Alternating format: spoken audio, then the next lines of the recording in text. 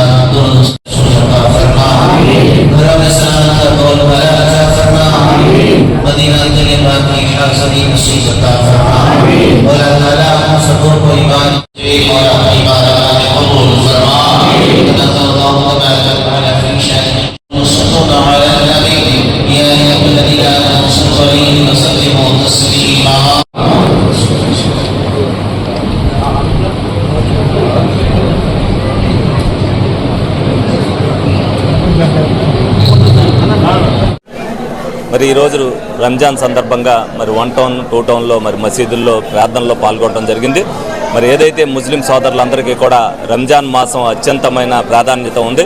ఈ పండుగని ముస్లిం సోదరులందరూ కూడా అత్యంత దీక్షతో ఈ నల్లాల పాటు కూడా ఉపవాసం ఉంటూ ప్రజలకి మంచి జరగాలి అనే ఉద్దేశంతో మరి అనేక కార్యక్రమాలు ఇఫ్తార్ విందులు పెట్టి మరి ప్రజలకు సాయపడాలనే గుణాన్ని కూడా వాళ్ళందరూ కూడా చాటి చెప్పడం జరిగింది.